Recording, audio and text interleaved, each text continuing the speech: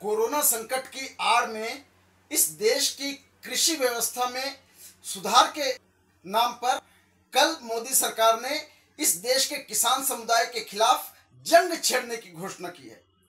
निर्णय लिया गया है कि कॉन्ट्रैक्ट फार्मिंग इस देश में शुरू की जाएगी। खाद्यान्न, दलहन, तिलहन, प्याज, इन सबको आवश्यक वस्तु अधिनियम के दायरे से बाहर कर दिया गया है और मंडी अधिनियम को खत्म कर दिया गया है। इन निर्णयों का इस देश की खाद्य आत्मनिर्भरता पर, खाद्य सुरक्षा पर बहुत बड़ा प्रभाव पड़ने वाला है।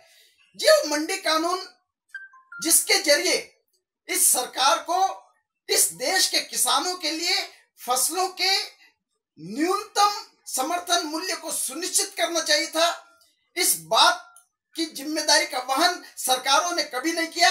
अब इस कानून को खत्म करने का मतलब है कि किसानों को भगवान भरोसे छोड़ दिया जाएगा।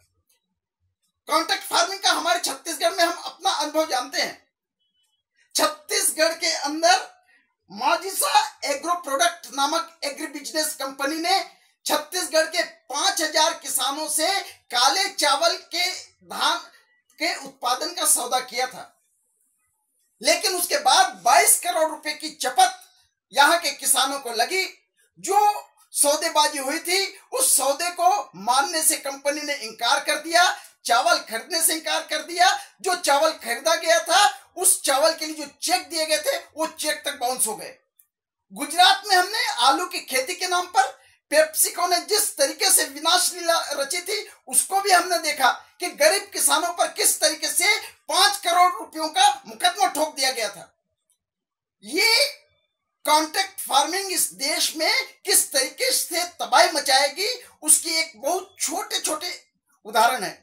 हम ये कहना चाहते हैं कि कॉन्ट्रैक्ट फार्मिंग इस देश के खेती किसानी करने वालों की जो पुश्तैनी अधिकार है उन पुश्तैनी अधिकारों से उनको वंचित करेगा।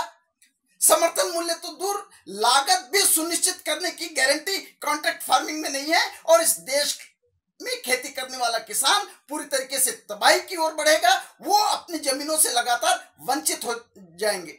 इसलिए छत्तीसगढ़ किसान सभा इस देश के सभी किसान समुदाय के साथ मिलकर, सभी संगठनों के साथ मिलकर ये जो कृषि अर्थव्यवस्था में सुधार के नाम पर जो परिवर्तन किए गए हैं इन तमाम परिवर्तनों का विरोध कर रहे हैं और आगामी 10 जून को पूरे छत्तीसगढ़ में इन निर्णयों का हम जबरदस्त रूप से विरोध प्रदर्शन करेंगे। तमाम किसान संगठनों को हम अपने साथ में भी लाने की कोशिश करेंगे। संजय पराते, राज्य अध्यक्ष, छत्तीसगढ़ किसान सभा।